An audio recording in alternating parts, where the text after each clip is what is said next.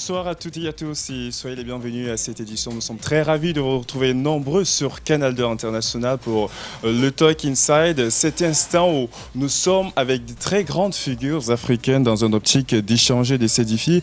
Aujourd'hui, nous avons ce privilège d'être en compagnie de Samuel Eto'o. Bonsoir. Alors, vous partez de Vocada pour Newbell, très petit. Après, vous faites vos premiers pas à la KSA, KG Sport Academy. Vous enchaînez des très, très grands succès jusqu'au moment où vous vous retrouvez en train de faire une formation à Barcelone. Très peu de temps après, vous jouez à FC Barcelone. Vous passez par Inter de Milan, Andy Makashkala.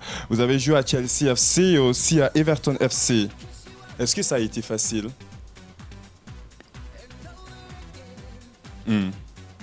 Oui. Oui. 4 ballons d'or africains, 3 grands Champions League et aussi parmi les joueurs les plus de renom en ce moment en Afrique de tous les temps. On rappelle, c'est en ce moment précisément que vous signez pour 20,5 millions d'euros par an, avec plus de 20 000 euros par but et 10 000 euros par passe décisive. En ce moment, vous devenez le joueur le plus payé au monde. Ça fait quoi de savoir qu'on part de Newbell, d'une petite cité, pour se retrouver au stand, au rang du joueur le plus connu, le plus payé de tous les temps, j'allais dire au monde?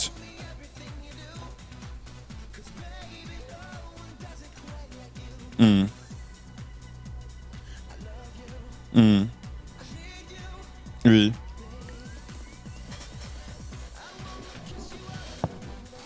Oui. Eh bien, on rappelle que Ahmad, lors d'une déclaration récente, nous a fait comprendre que vous êtes l'un de ses conseillers les plus proches et vous occupez le poste de chargé des relations avec les confédérations et aussi des confédérations. Quelle conjecture aujourd'hui on peut faire du football en Afrique et au Cameroun en particulier?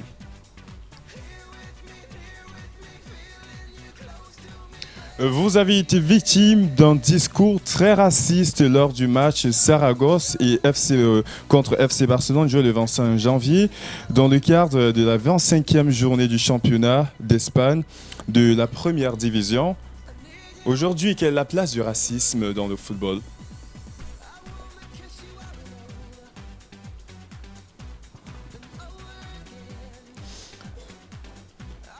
Aujourd'hui, beaucoup de jeunes vous suivent, vous apprécient partout dans le monde. Quels conseils on peut donner à un jeune ou quels conseils vous pouvez donner à tous ces jeunes-là qui rêvent un jour vous ressembler ou atteindre votre niveau de célébrité?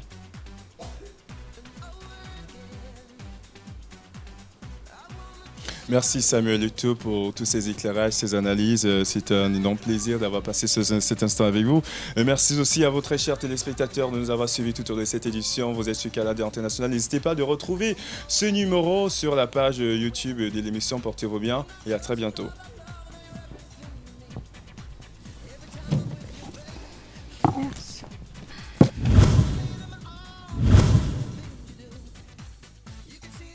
Mesdames, bonsoir. Monsieur, bonsoir. Bienvenue à la grande interview sur les antennes de Canal 2 International. La grande interview, c'est le choc des idées à coup sûr, un entretien sans complaisance et à bâton rompu. L'invité sur le plateau est une figure politique très connue.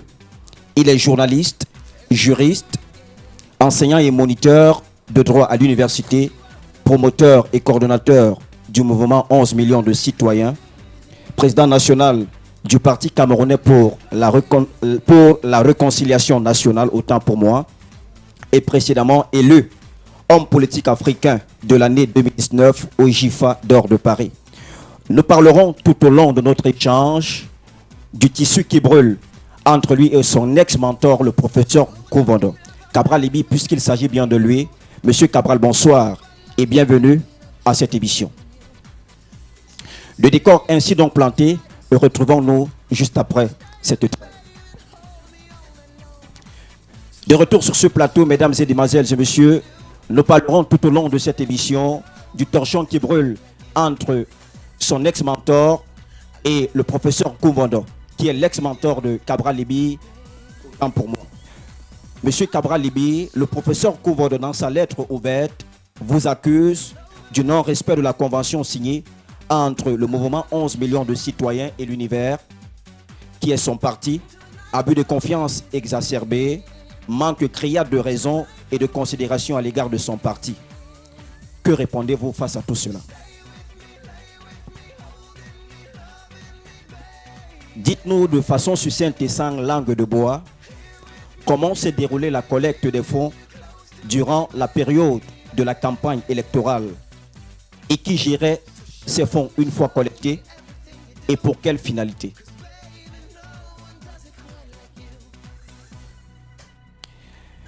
Permettez-moi de continuer. Le professeur Nkumbando, dans la lettre qu'il vous a adressée, parle, je cite, d'un acte de parricide avorté. Vous, très calculateur, auriez essayé d'amadouer quelques membres du parti Univers lors d'un de vos passages à son insu en Ngaoundéré, dans l'optique d'essayer de l'éjecter de la tête de son parti. Des allégations assez graves à votre sens.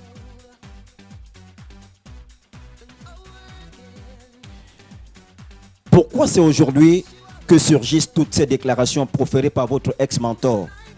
Est-ce une volonté tacite du professeur Nkumbando de vouloir vous disgracier aux yeux des Camerounais quand on sait qu'il y a des échéances électorales assez importantes à venir? Le professeur Nkumbando serait-il aujourd'hui dans le regret à cause du fait que vous auriez claqué la porte de son parti? Votre ascension politique attise-t-elle de la jalousie autour de vous? Mesdames et messieurs, c'est sur cette entrevue que nous mettons un terme à cette émission, la grande interview sur les antennes de Canal 2 International. Nous avons eu le privilège pour cette émission de recevoir, je le disais en filigrane, un homme politique très connu, M. Cabral Libi, qui nous a fait l'honneur de venir et répondre à nos différentes préoccupations et surtout à vos différentes préoccupations, vos téléspectateurs. Merci donc d'avoir été nombreux des nôtres et retrouvons-nous pour une nouvelle édition lundi prochain précisément. À très bientôt sur les antennes de Canal 2 International. Je pense qu'on a fait le tour, donc on va discuter un peu. On avait déjà parlé du travail de Manuela. Patrick, on a parlé de Patrick. Trésor. On s'est arrêté. Patel. Si, on a parlé de Patel. Donc après Patel, c'était Madina. Voilà, Madina, c'était sur un jeune de 21 ans qui a choisi l'agriculture pour la suite de son cursus, on va dire ça comme ça. Travailler la terre et elle a fait une interview.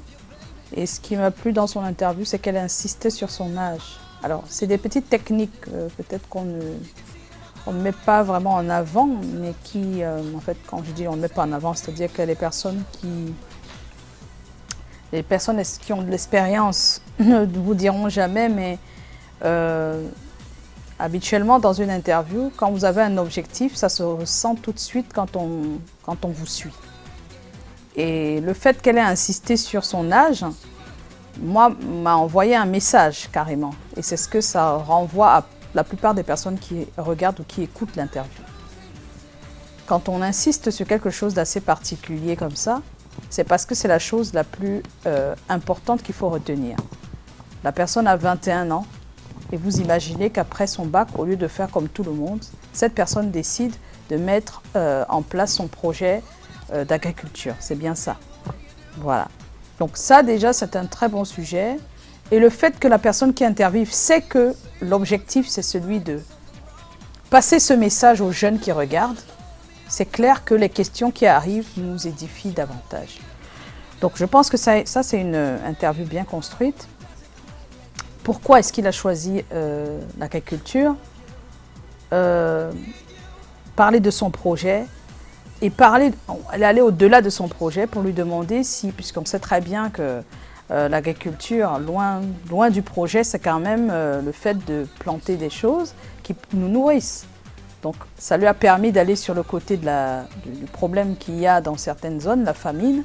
Est-ce que cette personne pense que ça peut régler ce problème-là? Je trouve que c'est tellement bien construit et que ça nous amène justement dans l'univers de l'agriculture en général, alors qu'on part juste d'un jeune qui a décidé de s'y mettre. Et c'est aussi ça le but de l'interview. C'est de partir de l'objet qui est là, la personne qu'on interviewe, et pouvoir essayer de voir un peu plus loin, c'est-à-dire d'avoir une vision plus large de la situation. Elle n'est pas restée focalisée essentiellement sur le choix de l'invité, mais également sur ce que ça traduit. Est-ce que travailler la terre, est-ce que si nous tous on s'y met, en fait c'est le message qu'elle nous transmet, est-ce que si nous tous on s'y met, est-ce que ça ne réglerait pas des problèmes plus graves derrière? C'est-à-dire en même temps tu fais un métier qui est agréable peut-être pour toi qui as 21 ans, oui c'est bien, mais au-delà de ça, c'est un métier utile pour les autres. Donc je pense qu'il y a tout ça qui se retrouve dans cette interview. Et ça, cette seule question qui sort un peu de son cursus et du choix qu'il a fait permet de comprendre davantage des choses autour de l'agriculture. Donc moi j'ai beaucoup aimé. Donc pour moi c'est une interview bien faite.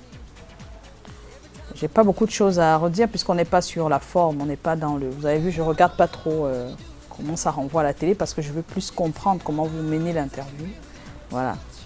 Donc pour la présentation d'une interview, tout ça, ça dépend du contexte, ça dépend de l'émission aussi, de la cible, de pas mal de choses. Donc ça, c'est pas des choses qu'on peut traiter tout de suite. Ensuite, nous avons eu Trésor. C'est ça? Et voilà. J'étais un peu embêtée avec ton exercice parce que tu nous as fait... c'était pas une interview de télévision, ça. Tu nous as fait une interview pour des enquêtes en vue de statistiques. Et ça, c'est pas ce que... Le devoir de l'exercice, c'était pas celui-là. Je comprends pas pourquoi tu as choisi cette interview-là. Oui, madame, merci de m'avoir passé la parole. Dans mes recherches, j'ai repéré 3 types d'interviews. Je me suis focalisé sur l'une d'entre elles. Je prends par exemple l'exemple de C'est comment. Dans C'est comment, on a une rubrique qui demande à votre avis au public. Il y a une rubrique avec quelqu'un qui recueille les avis dans le public. Donc je suis allé plutôt dans ce sillage-là. Ce qu'on appelle le Vox Pop. Vox Pop, voilà. Oui, mais toi, c'était pas ça. Tes questions ne faisaient pas Vox Pop, elles faisaient plutôt... Quand c'est le Vox Pop, on ne pose pas 4 questions ou 5 questions aux gens. Le Vox Pop, c'est une question. Je suis allé dans cet esprit et j'ai voulu respecter le Vous devoir avez qui demandait compliqué les 5 choses. questions. On a dit une interview, c'est simple. Il ne faut pas aller chercher. Toi, c'était une enquête de statistiques, on apprend ça à l'école aussi. Je connais il y a un cours qui parle justement de ça. Je vous ai dit, on est dans le cadre de la présentation télé. Si tu es ici pour la présentation télé et qu'on te demande une interview, ça ne doit être qu'une interview qui passe à la télé. Quand ça passe à la télé, les interviews, comment tu les vois? Elles sont souvent comment? Tu vas plus loin et puis là, ça te fait ne pas sortir du cadre. Parce que là, tu es carrément... Ça, ce sont des informations qu'on recueille pour faire des statistiques sur une émission de télé. La télé que tu regardes, c'est une des informations. Ça nous permet d'avoir des statistiques après sur quelle chaîne est regardée. Le genre d'émission que tu regardes, si c'est le journal, le divertissement ou je sais pas. L'émission c'est comment, là c'est spécifique sur une émission, ça nous permet de savoir quelle émission. On veut dire combien de personnes à peu près regardent. Donc c'est vraiment dans l'optique de faire une enquête terrain qui va permettre d'avoir des chiffres. Ça c'est des statistiques, c'est pas une interview. Est-ce que là où tu es allé chercher, tu as cherché interview télé? Donc c'est interview. Je vous ai dit au départ justement que interview c'est vraiment c'est vaste. Le fait que je vous pose des questions à quelqu'un, c'est une interview. Hein. Enfin, je veux dire. Oui, madame. C'est aussi vrai. Vous avez dit hier que vous deviez plus vous attacher ou vous attarder au fait sur la chronologie des questions. Donc je n'ai pas trop regardé On ne sort jamais du cadre. Rappelle-toi le contexte. On est à la télé. Donc de toutes les manières, si on vous demande un exercice, c'est par rapport à la télévision. Je comprends mieux Laurent parce que ça passe à la télé, ce qu'il nous a fait, même si ce n'est pas exactement ce qu'on attendait, mais ça passe à la télé et c'est pour ça qu'on a un peu travaillé dessus. Même si on aurait voulu que ce soit plus que ça, on a quand même travaillé sur les interviews qu'on fait en vue d'un reportage. On a travaillé, mais là, je ne peux pas travailler sur ce que tu as fait. Pourquoi? C'est dans un contexte des chiffres. Ça ne va pas avec ce que nous apprenons là. Donc la méthode n'est même pas la même, là.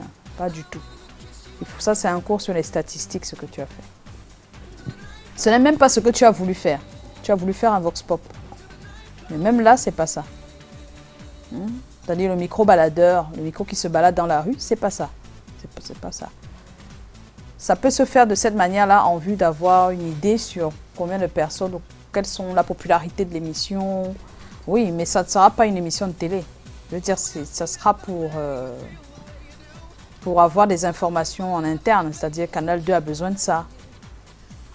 Passer à la télé, ça pourrait, mais c'est pas le bon choix. C'est-à-dire que c'est pas, tu vas pas passer sur ta propre chaîne un vox pop qui parle de ta chaîne. Bon, sauf si c'est un spot télé ou je sais pas moi. C'est pas très très pertinent quoi de mettre sur ta propre chaîne les gens qui disent oui, je regarde souvent la web série Park Nye. Je veux dire, je sais pas dire n'importe quoi. Tu veux tomber sur quelqu'un qui te dit qu'il regarde d'autres télés et pas la tienne, tu vas pas mettre ça sur la télé quoi. Je veux dire, si tu fais ton... Est-ce qu'on se comprend? C'est pas destiné directement à mettre à l'antenne ce que tu as fait. On peut prendre des petites bribes pour rigoler, on met des petits... Mais ça ne sera pas vraiment une interview. D'accord? Pas une interview. C'est chaque question toute seule, si tu veux. Tes questions, elles se suivent pas. Ce n'est pas une chronologie des questions, pour moi. Sauf si c'est les statistiques. D'accord? Quand c'est dans le cadre des statistiques, ça va mieux. Mais si c'est dans le cadre de l'interview télé, ça ne va pas aller forcément. Patrick, c'était sur Eto'o. Oui, l'interview sur Samuel Eto'o. Alors, tu lui as fait faire sa bio lui-même, un tout petit peu. Donc la première question que la plupart posent, c'est qui es-tu? En fait, c'est qui Eto'o ou c'est qui tel? D'accord. Mais après, tu reviens encore là-dessus. Tu nous donnes sa région, son âge, toi-même. Et tu demandes directement la suite de sa carrière. Tu parles de la suite de sa carrière, comment il imagine la suite. Est-ce qu'on se comprend? J'ai un problème avec cette construction. Oui, je vous comprends très bien, madame. En fait, justement, la première question, il s'agissait qu'il parle de lui. D'accord. Oui, après qu'il l'ait fait, normalement dans l'émission, l'information est déjà relayée. Maintenant, j'utilise ça comme transition, là où j'entre pour parler de la fin de sa carrière. On sait tous qu'il est plus finissant que débutant. C'est la raison pour laquelle... C'était quoi l'objectif ici? L'objectif c'est de par sa biographie, l'enfance difficile, le jeune garçon de Neubel, comme je l'ai mentionné. On sait tous qu'il a connu des moments difficiles dans son enfance. Donc, mon objectif, c'est de montrer aux parents qui ont des enfants qui aimeraient réaliser leurs rêves et qui ont des moments actuels difficiles de croire déjà en leurs rêves. Avec, pour exemple, Samuel Eto'o. Mais en plus de... C'est pas ça que ça traduit, ton interview. Pardon? Ton interview ne traduit pas exactement ce que tu es en train de nous dire. Madame, à la deuxième question où je demande, il se rend à l'étranger très jeune, avec des difficultés comme la langue, comme barrière, le climat. Oui. C'est dans ce sillage-là que j'essaie d'aller. Montrer aux parents que... C'était quoi l'objectif? Montrer aux parents que pour un jeune qui veut réaliser son rêve, il devra faire face à toutes ces difficultés-là, malgré... C'est aux parents que tu veux parler? Aux C'est aux jeunes. C'est-à-dire, ce que tu viens de dire, ce n'est pas à l'endroit du parent. Le parent ne veut pas que son enfant ait des difficultés. C'est le jeune qui doit savoir que pour aller de ce côté-ci, il y a des difficultés. Et voilà un modèle de parcours avec des embûches, comme l'intégration. On est d'accord? Oui, on est d'accord, madame. Mais je dis parents parce qu'à cet âge-là, on est tous dépendants de nos parents. Donc, personne ne pourra prendre une décision tout seul à cet âge-là sans l'aval de son parent. D'accord. Donc, tu veux que les parents comprennent... Encourage. Voilà. Tu vois, ça fait... Je ne comprends plus. Tu veux qu'ils encouragent la difficulté. C'est ce que ça veut dire. Non, pas encourager la difficulté. Si, c'est ça. La question est très claire. L'intégration est difficile, les choses sont difficiles, le parcours est difficile. Chers parents, encouragez-les. C'est ce que ça veut dire. C'est pour ça que je dis que c'est ambigu. C'est pour ça qu'il faut bien savoir quel est ton objectif réel avant de faire tes questions. Oui, Madina. If I'm trying to understand what Patrick is trying to tell us, that is for the parents to encourage their children in the goals they want to achieve later on. Là, on a compris. C'est exactement ça que j'ai compris. Mais maintenant, lui, il parle des difficultés d'intégration de Samuel Eto'o. C'est là où on est. Il dit qu'aller en Europe, c'est très difficile. Et il pense qu'il est en train d'expliquer ça aux parents. Et je lui dis, oui, ton objectif, il est bon, d'accord? Mais les questions ne vont pas dans le même objectif. Ça ne va pas dans ce sens. Tu aurais pu demander à Eto'o comment est-ce que sa famille, justement, l'encourageait. Qu'est-ce qu'elle faisait, par exemple, quand il avait des difficultés comme ça. Là, tu es en train de nous amener sur ton objectif. Je suis d'accord, c'est vrai. Est-ce qu'on se comprend? Oui, oui. Il faut bien qu'on se comprenne. Hein. C'est pour ça que je donne des exemples comme celui-là pour qu'on comprenne bien. Ton objectif, c'est que les parents doivent encourager les enfants qui ont un talent. Voilà, c'est ça. Tu veux qu'ils comprennent que c'est important et qu'on peut y arriver. D'accord? Maintenant, tu prends le parcours d'Eto'o et tu vois qu'il y a eu beaucoup d'embûches, mais qu'il a quand même été encouragé par ses parents. On est d'accord jusque-là? Bien sûr. Maintenant, dans tes questions, il faut que tu ressortes ça. Que malgré le fait qu'il y a ça, ses parents l'ont encouragé. Donc, on doit ressentir ce que ton objectif dans les questions. Vous comprenez pourquoi je demande de trouver d'abord l'objectif avant de faire les questions. Ne faites pas des questions et après vous cherchez l'objectif. Ça ne va pas marcher. Pour construire, ça ne peut pas marcher. D'accord? Et il faut maintenant qu'à travers tes questions, au moins une ou deux, qu'on sente l'encouragement des parents. Pour montrer l'encouragement des parents dans une carrière, c'est de montrer ce que les parents faisaient, par exemple. Tu l'envoies sur des anecdotes qui te racontent comment sa maman accompagnait, je ne sais pas où, à cas du sport, ou je ne sais pas, je dis n'importe quoi. Mais qui est des histoires comme ça qui montrent vraiment l'encouragement des parents. Comment un jour il a eu un problème entre je ne sais pas quoi, sa maman et son papa voulait qu'il aille, je ne sais pas, mais sa maman a dit non, laisse-le faire, je ne sais pas, je dis n'importe quoi. Mais c'est ça qui va permettre donc à certains parents, et là tu auras atteint ton objectif, d'écouter, de regarder et de dire ah, si c'est ça vraiment ton objectif, et ton interview, elle est plutôt différente. Quand on regarde ton interview, l'objectif n'est pas exactement celui que tu voulais là. Ou bien celui que tu viens de nous citer, parce que je ne sais pas si c'est ce que tu voulais avant, et que c'est maintenant que tu as trouvé l'objectif peut-être, donc ça fait que c'est un peu, voilà. Je vois l'intégration avec la difficulté, je vois que tu as demandé ses plus beaux souvenirs avec la sélection camerounaise, le mondial raté, d'accord? Ça fait comme une interview info sur ce qu'il a ressenti de ces choses qu'il a faites ou qu'il n'a pas bien fait. Tu vois, ça ne va pas dans l'objectif que tu veux. Donc, il faut savoir ce qu'on veut. Si ce sont les questions que tu aimes bien et que tu veux à tout prix les poser, trouve ton objectif ailleurs pour qu'elles aient un fil. D'accord?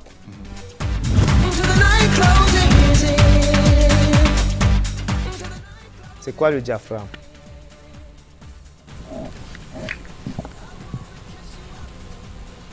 Le diaphragme, d'après moi, c'est la partie de la caméra qui permet d'augmenter ou bien de diminuer. Bon, en grosso modo, on va dire de gérer la luminosité, la lumière. Oui. Je ne sais pas si vous voyez à travers, non? Vous voyez à travers. Ça veut dire, là, il doit avoir, vous voyez un trou à travers, c'est ça. Donc le diaphragme maintenant, c'est celui qui permet de fermer ou de laisser entrer la lumière. Ce sont des lames superposées de façon circulaire. Ça dépend du nombre de l'appareil pour le nombre de lames. D'accord? Et quand vous faites un clic, ça ferme et ça ouvre. Mais quand on fait la vidéo, quand vous choisissez par exemple 25 images par seconde, ça ferme et ça ouvre 25 fois par la seconde. D'accord? Maintenant, demandez quelle est l'ouverture du diaphragme. Ici, sur cet appareil, vous devez voir ici, sur tous les objectifs. Là. Là, si vous voyez, vous allez voir 1, 2 points, 4, 5,6. D'accord? 1, 2 points, 4, 5,6. Ça, c'est pour cet objectif spécifiquement. Pour celui-ci, nous sommes ici à 3, à 1, 6, 3, 2. Des deux, quel est le plus lumineux? Ici, nous avons 4, 5, 6. Ici, nous avons 1, 6, 2, 3. 3, 2. Celui-ci est plus lumineux. Pourquoi? Parce qu'il descend plus bas. Plus on descend, plus on a de la lumière. On gagne en lumière. Plus. Celui-ci est plus lumineux. Pourquoi? Parce que plus lui va à 1. Plus on descend, plus l'intensité est faible, plus on gagne en lumière. Exact. Donc, si nous voyons ici 4 et 5, 6. Et pour dire donc que celui-ci n'est pas assez lumineux. Parce que pour un autre objectif de même standard, on sera ici à 2,8 au lieu de 4. Là, ça laisse entrer assez de lumière. Et pour retenir donc que plus vous zoomez, plus vous perdez en éclairage. On est d'accord? Donc, un objectif comme celui-ci, je vous le conseillerais si vous tournez en extérieur avec. Une fois que vous allez aller à l'intérieur, il vous faudra suffisamment de lumière artificielle. On est d'accord? Donc, on retient pour ceci que plus le premier chiffre est bas, plus on a de la lumière. Et maintenant, les correspondances. Le premier chiffre, ici nous avons 75 300 et 4 56, 56 pardon. Ça veut dire quand on est à 75, le maximum qu'on peut ouvrir le diaph, c'est à 4. Et quand on est à 300, le maximum qu'on peut ouvrir le diaph, c'est 5, 6. C'est bon? Ok. Bon, maintenant, connaissez-vous la différence spécifiquement pour cet objectif Canon que j'ai en main? Nous avons ici, le plus souvent c'est marqué EF. Vous allez voir sur d'autres marqué EFS. C'est quoi la différence?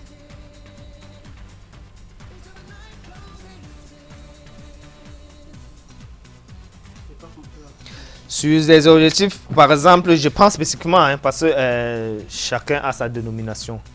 Chez d'autres, vous allez voir IES, machin. Mais pour Canon, par exemple, ce que nous avons aujourd'hui en main, vous allez voir EF. Sur d'autres, c'est marqué EFS. La différence pour vous, c'est quoi? Qui de vous a déjà travaillé avec ce genre d'objectif? Ah, mes deux amis, non. Ok, du coup, je ne vais pas continuer avec trop de questions scientifiques. Voilà. EF ici, ce sont des objectifs qui peuvent travailler professionnel. Vous allez remarquer, le plus souvent, ça vient avec un point rouge. D'autres viennent avoir un point, je crois, un carré blanc. Ça, c'est des entrées de gamme. Celui-là, les EF peuvent travailler sur des caméras d'entrée de gamme. Je peux prendre peut-être la 600D, 700D. Ça, c'est d'entrée de gamme chez Canon. D'accord? Maintenant, EF peut travailler chez les EFS. Mais par contre, les EFS, chez les professionnels, ça ne marche pas. D'accord? Ça, c'est à retenir.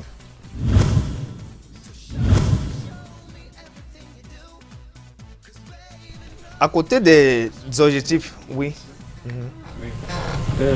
J'aimerais savoir aussi dans quel... Parlez au micro, oui, la question. J'aimerais savoir dans quel type de travaux est-ce qu'on utilise les EFS. Pour résumer, je dirais EFS et amateur. Ça, c'est un résumé pour que tout le monde passe. Apparemment, il y en a qui n'ont jamais eu affaire à cela. Mais on a dit d'entrée de gamme. Quand je disais entrée de gamme, c'est au bas de l'échelle. D'accord? Au fur et à mesure, vous avez des objectifs sophistiqués et forcément qui coûtent très cher. Les professionnels te diront qu'ils n'utilisent pas les objectifs zoom. Ils utilisent des objectifs à focale fixe parce que ça a un meilleur rendement, meilleur éclairage et tout ce qui va avec. Là, ils peuvent se permettre. Mais ça coûte également cher. D'accord? Autre question? Bon, je parlais aujourd'hui qu'il y a aussi, à côté des objectifs, une autre marque juste ici à côté. Ici à côté, vous allez voir 1,5 mètres. En anglais, c'est 4,9 feet. C'est quoi ce chiffre-là? C'est marqué là. 1,5 mètres, 4,9 feet. Ok, pour moi, je pense que cette distance est la distance limite à laquelle on peut déjà avoir une image nette, une image appréciable. Voilà. C'est la distance minimale de mise au point. D'accord? Essayez de mettre votre main devant votre visage comme ceci. Essayez, allez-y. Mettez votre main devant votre visage et regardez votre main. Regardez votre paume. Est-ce que vous arrivez à distinguer? Justement parce que même votre œil, parce que j'ai dit tout à l'heure que l'objectif c'était l'imitation de l'œil. Votre œil a une limite de mise au point parce que votre œil fait la mise au point bien sûr. Quand vous tournez la tête, il vous faut quelques fractions de secondes pour distinguer ce que vous voyez. C'est la même chose quand vous mettez la main devant votre visage. Vous ne pouvez pas distinguer votre paume de main, vous ne voyez pas les traits qu'il y a là. Parce que vous avez dépassé la limite minimale de mise au point. C'est donc cette distance-là qui est marquée sur votre objectif. Parce que quelqu'un viendra prendre une longue focale comme celle-ci, mais il veut filmer une goutte d'eau. Avec ça, ça sera impossible. Parce que quand tu rapproches, ça sera impossible. Mais par contre, on a des objectifs variables comme ceci, mais avec des boutons marqués, il peut passer en macro ou spécifiquement sans ce bouton-là, mais c'est déjà spécifié macro. Macro veut seulement dire que tu peux rapprocher au maximum pour faire des détails. C'est de ça qu'on parle. Il s'agit de faire des détails. On est sur la même longueur d'onde? Ok. À côté de tout ceci, nous avons également des objectifs, des options. Certaines options sur certains objectifs. Certains objectifs sont dits stabilisés. Stabilisés. Pourquoi?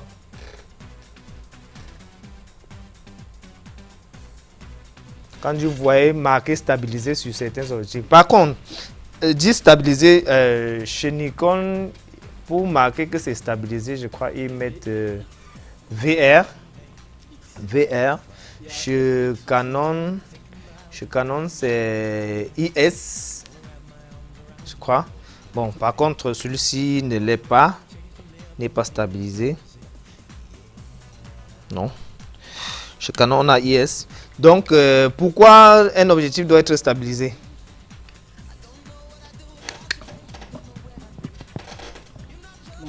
Parce que ça peut arriver qu'on filme avec la main et qu'il y a des vibrations. Lui ne prend pas, quand on passe en mode VR, lui ne prend pas ces vibrations-là en considération. Donc ça ne va rien faire au niveau de l'image. Ok, c'est exact.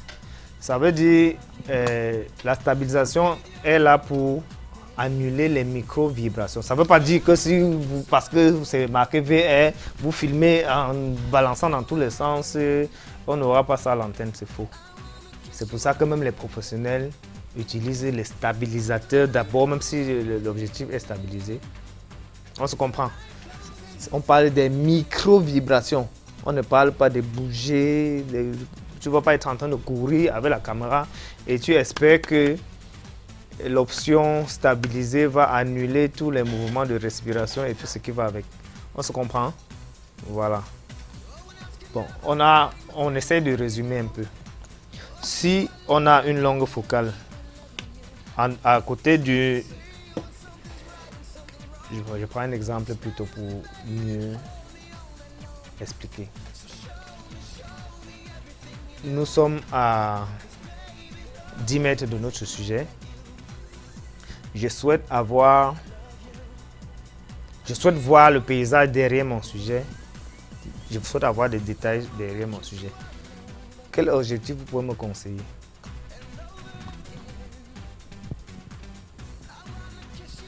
Nous sommes à 10 mètres de notre sujet et on souhaiterait avoir des détails derrière. Ok, les détails, bon, c'est vrai que je voudrais répondre. Bon, on peut utiliser là directement. Bon, j'aimerais savoir quel plan est-ce que nous voulons exactement. Parce que c'est là.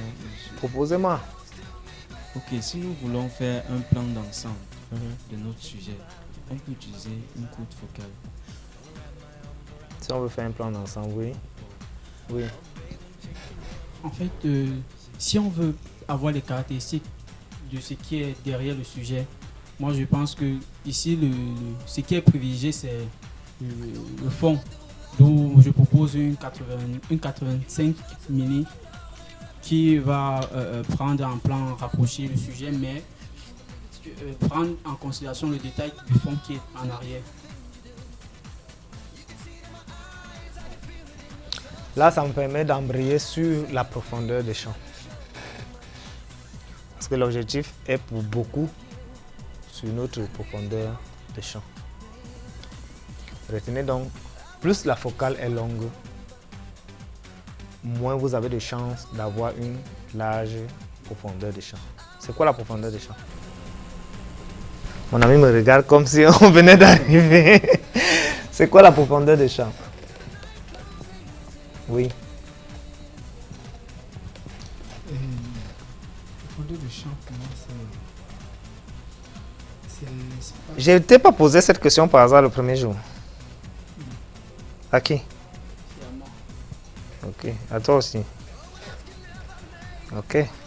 Heureusement pour eux. Oui, toi. La profondeur de champ, c'est. Moi, je dirais que c'est l'espace arrière que l'on. En tout cas, lorsqu'on dit que vous êtes dans le champ, ça veut dire que vous êtes sur l'espace filmique que l'on recherche. Là, vous mêlez le champ et la profondeur du champ. C'est deux choses. D'un côté, on a le champ, de l'autre, on a la profondeur du champ. La notion du champ, oui, vous l'avez détaillé, c'est ça le champ. Mais la profondeur du champ, c'est quoi, mon cher?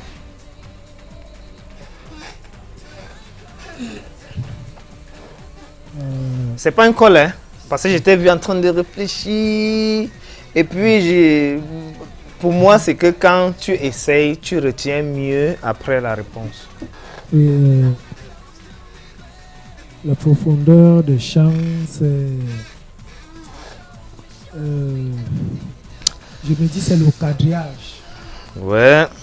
Bon, tu reviens un peu. Si peut-être j'ai compris ce que tu veux dire, tu reviens à la notion de champ. La profondeur de champ, pour être basique et de façon simple, c'est la zone de netteté. La zone de netteté. Maintenant, tu vas me demander c'est quoi la zone de netteté, n'est-ce pas? Parce que j'ai vu dans tes yeux beaucoup d'interrogations. La zone de netteté ici, c'est quand tu filmes un sujet. Entre toi et le sujet, tu as d'abord une zone floue. Après, tu as une zone claire, nette. Après, tu as une zone floue. Maintenant, c'est donc la zone de netteté qui est entre les deux flous, qui est la profondeur de champ. Et le plus souvent, si tu as bien fait ton point sur le sujet, tu auras un tiers de cette distance devant le sujet et les deux autres tiers derrière le sujet. Ça, c'est pour tenir compte pour ceux qui font peut-être la caméra mobile. Si le sujet avance et que tu as fait un point, si tu sais déjà que j'ai un tiers devant lui et deux tiers derrière, tu pourras moduler. D'accord? C'est donc ça la profondeur du champ. Et cette profondeur de champ dépend exactement de plusieurs paramètres. Plusieurs paramètres, je vais vous donner. Ça dépend de l'objectif, d'abord, du diaph. Je vais aller plus loin et dire du capteur. D'accord?